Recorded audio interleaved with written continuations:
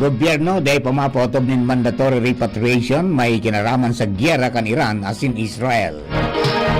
49 na Pinoy nawaranin arong sa Israel dahil sa missile attack kan Iran.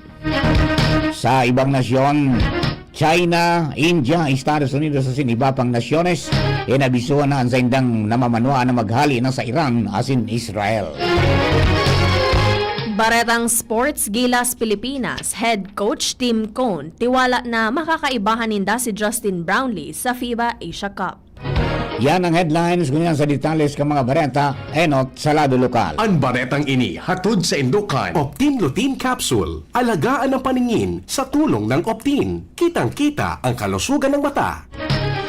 Naka-alert on Overseas Workers Welfare Administration o OWA Bicol asin preparado ng magsuporta sa mga Bicolanong Overseas Filipino Workers o OFW sa Israel, partikular na ang mga mahagad ng repatriation o pag-uli sa riyon. Sigung kay OWA Bicol Regional Director Genevieve Agualio, basado sa datos kanahensya kanakaging taon, nasa 250 ang numero ka mga Bicolano na nasa Israel.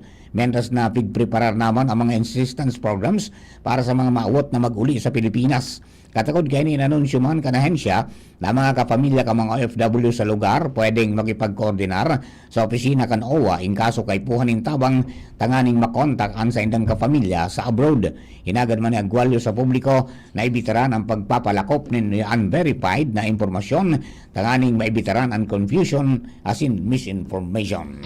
Ang baretang ini hatod sa Indukan. Plemex. Pag may ubo o hika, Plemex agad. Basta lagundi, Plemex. Katakod kan pig sa celebrar na Pride Month ngunya na bulan gigibuhon kan Provincial LGBTQIA+ Focal Office asin United Pride of Albay. Katuwang ang Provincial Youth Development Office ang Dress in Your True Color sa Biyernes, Hunyo 20 sa Albay Astrodome. Sigun sa opisina ang kompetisyon, kumpwesto nin pagsayaw, pagkanta asin stand-up comedy kung saan may kamauotan ini na matauanin plataforma ang mga individual na miyembros kan LGBTQIA+ community asin maipahiling ang sa indang mga talento. Pigaasahan man, napapartisiparan ang aktibidad kan mga LGBTQIA+ community members sa bilog na probinsya nin Albay. Ang baretang ini hatod sa Indukan. Liver Aid Silimarine Capsule. Ang good drinks at good food, perfect combo. Isama pa ang Liver Aid. It's liver lover, boys! Nasa 27 drivers asin mga representantes kanang na opisina sa gobyerno probinsyal kan Albay ang nagpartisipar sa first batch kan sarong aldaw na training session may kinaraman sa Road Safety and Risk Reduction Training Program na pinamamayuhan kan Albay Public Safety and Emergency Management Office o APSIMO. Sigun sa ahensya, ang aktibidad may kamautan na maipahiwas ang kaaraman ka mga drivers manungod sa responsibleng driving o responsible driving, pati naman sa road safety. Ang training inisyatibo kan APSIMO sa pagkikipagtabangan kay banan ang Provincial Human Resource Management Office asin ang Salvacion Motor Pool APSIMO Operation Center sa Dalaga, Albay. Ang baretang ini hatod sa Indukan. Mega One. Ang Mega One ay may 21 sangkap para matulungan ka sa iba't ibang karamdaman tulad ng diabetes, high blood, stroke, arthritis, kidney failure, cancer, viruses, at iba pa. Tumawag kay Doc Joey Bitito sa 0998-975-8121 or 0917-853-8933. Natapos na kan Department of Public Works and Highways o DPWH Bicol ang 62.73 million pesos na flood protection project sa Barangay Maynunong, Tiwi, Albay. Sigon sa DPWH Bicol, ang proyekto sarong 222 metros na road dike na may 2 lane na tinampo na may 6.2 metrong lapad, 192 na metrong river control structure, asin 168 metrong seawall. Basado sa impormasyon kan ahensya, ang nasabing proyekto, pig-aasahan na maprotehir sa mga residentes kan lugar asin sa Maynunong Elementary School, laban sa baha, storm surge, asin tidal waves. Dagdag pa kan ahensya ang Barangay Maynunong, sarong coastal community sa Lagunoy Gulf, na halos na pigahampang ang epekto kada bes na maraot ang panahon. Ang proyekto, sigun pa sa DPWH Bicol, An parte kan Flood Management Program kan ahensya sa irarom kan 2024 General Appropriations Act. Nagkaigo ng kambyada sa liderato kan Santo Domingo sin Manito Police Station. Nag-swap min pwesto sina Police Captain Jeric De Banaynal kan Manitong Municipal Police Station asin Police Captain Victor Siborhal kan Santo Domingo MPS. Ginibo ang turnover of command ceremony para sa municipal stations kan Santo Domingo asin Manito sa Albay Provincial Command Office na sinyal kan smooth asin orderly transition ng liderato sa laugang kapulisan. Inatindiran ang aktibidad ka mga haralangkaw na opisyal gikan sa Police Provincial Office kung saan si Provincial Director Police Colonel Julius C. Año Nuevo ang nagserbing installing officer. Tirawanin doon man ang importansya kang padago sa sinmakusog na kolaborasyon sa pagultaan ng PNP asing kang publiko. Sa ngunyan, si Police Captain Banaynal na ang COP kan Santo Domingo Municipal Police Station, madang si Borhal, iyon naman ang hepe kan Manito MPS. Mamamatean ang 8 oras na brownout kan mga lugar na konektado sa Tabaco Feeder 4 ngunya na aldaw Hunyo 19. Poon alas 9 nin aga sagod alas 5 nin hapon basado sa scheduled power interruption kan Albay Electric Cooperative Incorporated o ALECO. Sigun sa anunsyo kan kooperatiba sa indang Facebook page, apektado ang mga barangay kan Bangkilingan, Matagbak, Pinagbobong, San Vicente, San Antonio, San Isidro, Oson, Magapo, Basagan, Bonot, Kinastilyohan, Bantayan, Tabigian, Oras, Suwaigot, Buang asin Buhian sa Tabaco City. Apera kaini mamamatayan man ang brownout sa Barangay Kumon, Suwa, Bulang, Estancia, Labnig, Awang, Ogob, asin Diaro sa Malinaw, Albay. Sigon sa ALECO, ang power interruption dahil sa gigibuho na pagsalida kan mga raot na insulators asin raw vegetation line clearing. Mientras tanto, nakaresibin ng tulos na suporta gikan sa Department of Social Welfare and Development o DSWD Field Office 5 Bicol ang pamilya kan driver kan van na nagadaan sa aksidente sa Taysan, Legazpi City kan nakaging aldaw.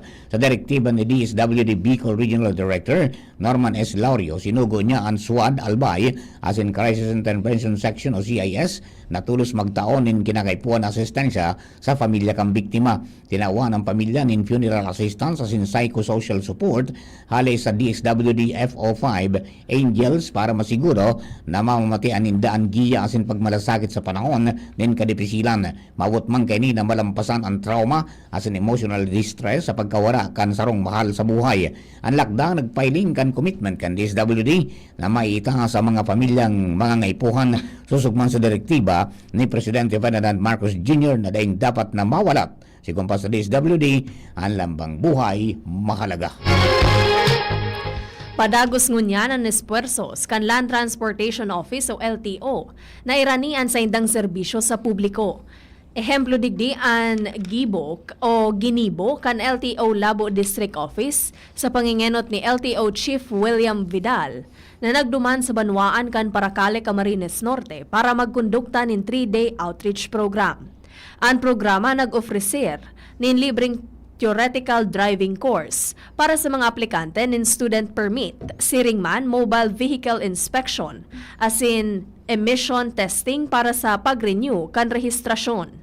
An inisyatibo parte man kan LTO Balik Rehistro Campaign na suportado ni LTO Bicol Regional Director Alan Castillejos, as in ARD o Assistant Regional Director Vincent Nato sa irarom kan direktiba ni DOTR Secretary Vince Dizon as in LTO Assistant Secretary Attorney Vigor Mendoza II. Ang aktibidad ginibo sa koordinasyon sa LGU Paracale sa pangingenot ni Mayor Romeo Moreno.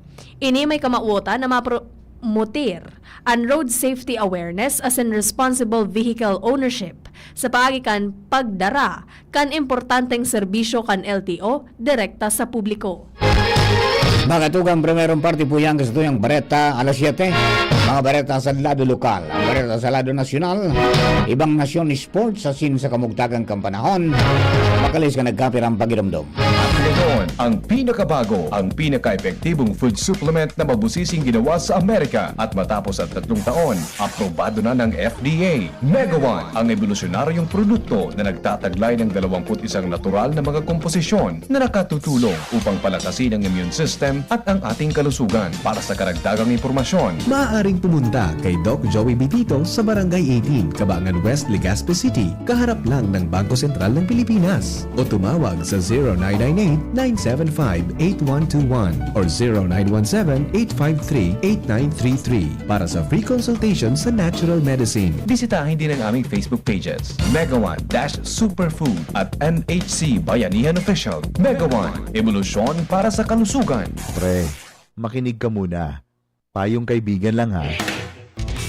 Work hard, play hard. Yan ang motto ko dati. Pero nakakapagod din pala katagalan. Sa gitna ng lahat ng mga puyat, inom at pagkain ng masasarap, kasama na ang oily at fatty foods, kailangan pa ring bantayan ang kalusugan. Tamang kontrol ang kailangan. Katuwang ko, ang Liverade. May silimarin na maaring makatulong protektahan ang atay. Cheers to more good times. Be a liver lover.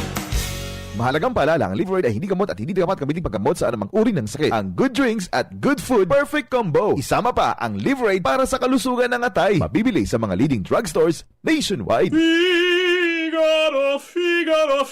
Birit na sana kaso parang may gumagasgas. Ganyan ang ubong may plemang mahirap ilabas. Mag-Plemex Forte Syrup. Gawa sa natural na lagundi. Tinutunaw ang plema. Pinipigil ang ubo. Ramdam ang hagod ng ginhawa. Sing your heart out. Basta lagundi, Plemex. Mabibili ang Plemex Forte Syrup 60ml at 120ml sa mga pangunahing butika nationwide. Vitex Nagundo L is a generic name of Plemex Forte. If symptoms persist, consult your doctor.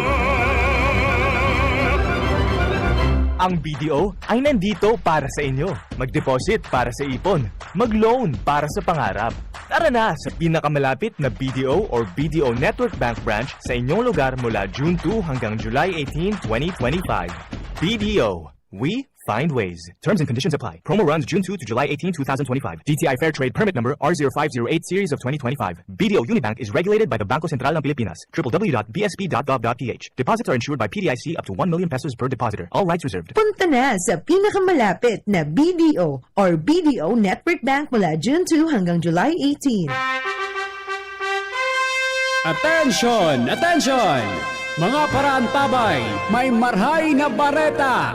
Ang DZGB nasa cellphone na! Yes po! Madadangog na ang DZGB sa saindong mga cellphone.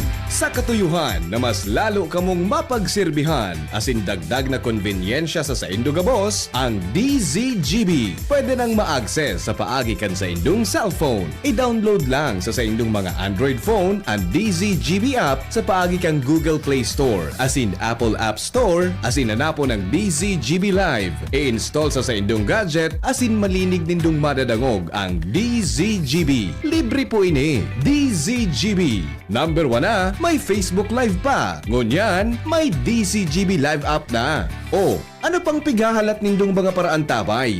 Download na! Inihahatod sa inyo kang Department of Environment and Natural Resources, Regional Office No. 5, ang programang Kapalibutan Ta at Tamanon Ta. Kapalibutan Ta at Tamanon Ta. Programang magtataunin informasyon asin kaaraman, manangod sa satuyang kapalibutan, asin sa mandato kan Department of Environment and Natural Resources. Sa tunghinanyugon, kada Huwebes alas 11 sagkod alas 12 nin pagkaudto, Kapalibutan Ta at Tamanon Ta. Hatod sa inyo kang DENR Regional Office 5 asin kan istasyon na ini.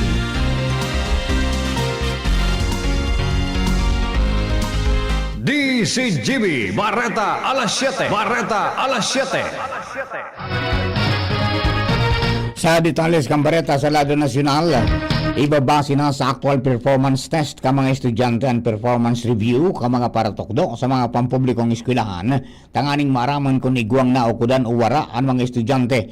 Inang pahayag ni Presidente Ferdinand Marcos Jr. sa iyang BBM podcast na nagtukar sa mga isyu sa edukasyon.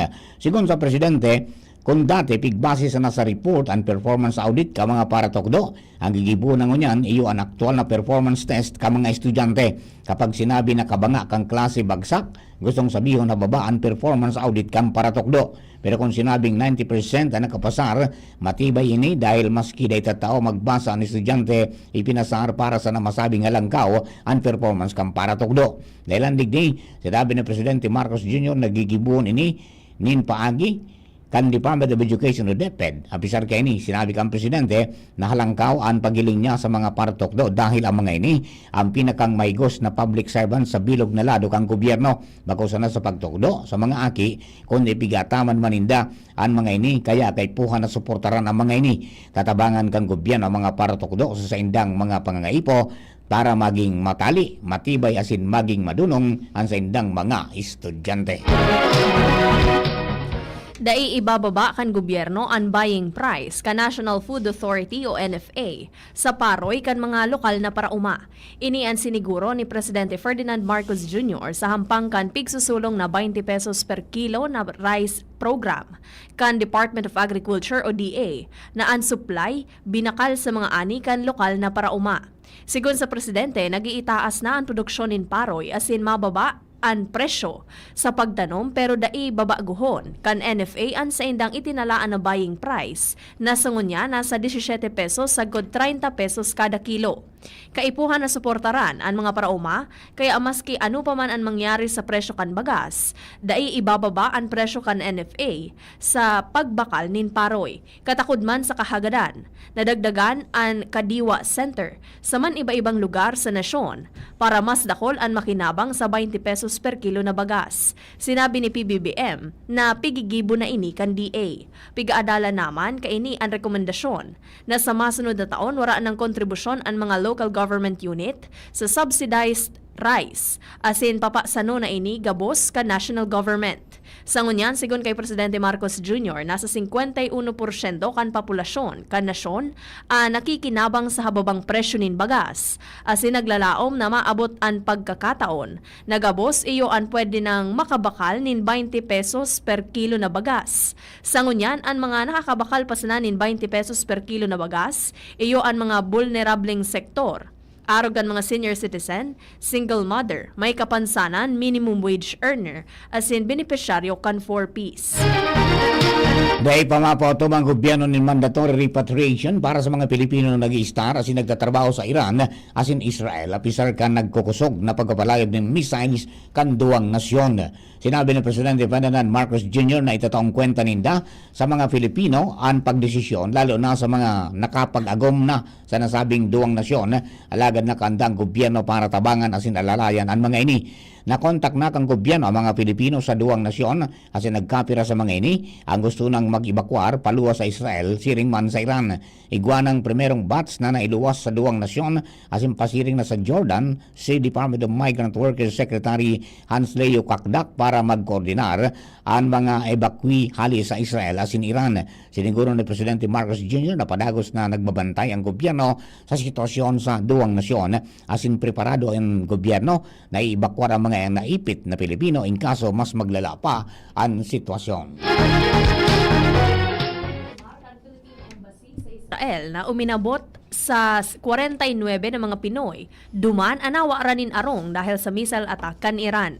Sigon sa embahada ang nasabing mga Pinoy, kaibahan na ang mga pipangaki pa sa ng umboy. Iyon presenteng nasa temporary accommodations. Padagos man, pigtatawanan kan Philippine Embassy nin mga pagkaon asin iba pang pangangaipo ang 63 na iba pang mga Pinoy na nasa shelter. Mantinido man sa critical condition sa Shamir Medical Center sa Israel ang sarong Pinay na nagsapar nin severe asin life-threatening injuries matapos na tamaan nin missile. Mantang padagos na nakakonfine ang sarong Pinoy sa Kaplan Medical Center dahil sa moderate to serious injuries. Enot nang na-discharge ang Pinoy na nagsapar nin minor injuries. Mientras na kinumpirmar kan Philippine Embassy na sa 150 na mga Pinoy sa Israel na naghagad nin repatriation. 26 pa sa nadigdi ang nag-confirm asin pagpoproseso na ang sa indang pag-uli sa Pilipinas.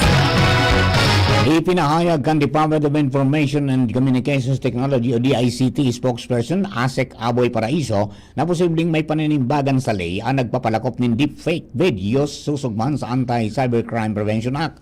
Kaibanan na digdi si Senador Ronald De La Rosa na enot nang nag-share ng video kan aki na nagtataram may kinaraman sa pagkontra sa impeachment na napatunayan na AI-generated sa naini. Sigong kay Paraiso, laog ang pagkapalakop nga nasabing video sa prinsipyo kan fruit of the poisonous tree na nangangahulugan na anuman na materyales na manipulated, iyon illegal kung gagamiton sa ibang bagay. Lalo man na dakula ang paninimbagan ka mga opisyal kung pigpapalakop pa ang fake news o deepfakes dahil dakol na follower ang mga ini na pwedeng madamay sa marikas na paglakop kan salang impormasyon. Abiso kan DICT na dapat mas maging maingat pa ang mga public figures para daisinda maging kasangkapan kan maraot na motibo sa paggamit ng artificial intelligence. A non-organization of the petroleum exporting countries members na mga nasyon ang opsyon kan Pilipinas na pwedeng pagkuhaan ng supply ng petrolyo. Pinagunambitan ni Department of Energy o DOE Oil Industry Management Bureau Director Rino Abad ang Russia, Amerika, Canada, Mexico asin Brazil. Sigon kay Abad, apwera padigdi ang iba pang mga nasyon sa Middle East na pwede man na pagkuhaan ng petrolyo kan Pilipinas. Sinabi ni Abad na sa ngunyan wala pang nangyayaring disruption sa paglaog kan oil supply sa Pilipinas. Tinawanin doon ni Abad na daiman makakaapektar nin marhay sa supply ng petrolyo an 1.5 milyon na barrels na pigi-export kan Iran. Para po sa tuyang bareta sa ibang nasyon, asin sa lado ng Karawato Sports, o yan si Nicole Ann Gloriani sa dagdag na detalye. Good morning, Sir Mar. Good morning sa mga paraantabay. Nadagdagan pa ang mga nasyon na nagpaluwas nin abiso sa kanya-kanyang mga namamanwaan na dagos ng maghali sa nasyon kan Israel asin Iran kasabay kan lalo pang pagkusog kan airstrike. Sunod-sunod na nagpaluwas ng direktiba ang Estados Unidos, China, India, South Korea, UK, Russia, Canada, Japan asin Thailand para sa saindang mga kababayan na mag-uli o magduman sa mas ligtas na mga nasyon. Sa lado kan China, sinabi ni Chinese Foreign Ministry spokesman Guo Jiakun na asap ang nasabing direktiba mantang nakastandby man ang mga Chinese officials sa duwang nasabing nasyon para iibakwar ang mga Chino paluwas. Sinugo man kan Thai government and military kaini na ihanda ang mga lunadan pang air o ere tanganing maggamit sa pag-ebakwar sa mga namamanwaan kaini na yaon duman. Sa ngunyan igong 40,000 na Thai na nag-i-star asin nagtatrabaho sa Israel mantang sobra 30 na Thai nationals man ang nasa Iran. Sunod na nagpaluwas ni abiso ang India asin sinugo ang mga namamanwaan kaini na maghali sa Tehran. Sigun sa Indian government, nagkapira sa mga namamanwaan kaini ang dagos ng naghali asin nagduman sa mga sa mga kataraning na nasyon. Enot nang nagpaluwas ni abiso ang gobyerno kan US sa gabos na mga namamanwaan kaini na tulos maghali sa Tehran. Sa lado kan Karawato Sports, nagtutubod si Gilas Pilipinas head coach Tim Cone na makakapagkawat na si naturalized player Justin Brownlee matapos ang pag-recover niya gikan sa injury. Sigun kay Cone, importante na makakaibahan ninda si Brownlee para sa FIBA Asia Cup sa maabot na Agosto 5 sa Code 17 sa Saudi Arabia. Sa mga masunod na aldaw, pupunan na maninda ang pag-ensayo para sa nasabing torneo. Day manahadit si Cone dahil midbid na niya si Brownlee na may disiplina sa iyang salud. Nagkapira sa mga plano maninda, iyon pagkakaigwanin mga friendly games, tanganing matais palalo ang team. Iyan ang detalyes kan bareta hali sa ibang nasyon asin sports. Ako po si Nicole Ann Gloriani. Thank you, Nicole. Sa kamugdagang kang panahon, ang pag-asa, wala akong pag-asa. Bueno, mga tugay na pang kabilugan sa tuyang alas 7 mga bareta. Pinipasin kinalap sa DCGB News Base sa nakalis na 12 oras. Sa pangarang ka nakatuang niyato sa pagsurat kang bareta, Nicole Ann Gloriani. Sharing man sa lado technical, katuwang ta dyan si Ronald Baldo. DCGB Social Media Department, niya po dyan si Jerome Nico Martinez. Sa pangarang kambilog na persa kan Mega Post Patrol, hello kay Homer Elista Lola. Asin si Sir King Rinaldo, Nagantabay sa mga kiruan, si man si Dan Balor is also watching. Sa kapos po nagantabay sa DCGB News Online Facebook page, DCGB YouTube channel, siring man sa 729 kHz sa pinaka mga radyo, asin dyan po sa WGB FM Tabaco. Kami po ang sa idong mga naging tagapagbareta. Ako po si Jasmine Balon. Ako man po si Mardela Iba. Thank you for keeping us company. God bless the Philippines. Sa mga na po masunod, ang hapot with BP Henry Maceda. Yan ang DCGB Bareta alas 7. Abangan giraray sa aga. An hapon, masunod na. Pagkalipas lang kaini. May plus ba ka mo sa life? Yes! Dapat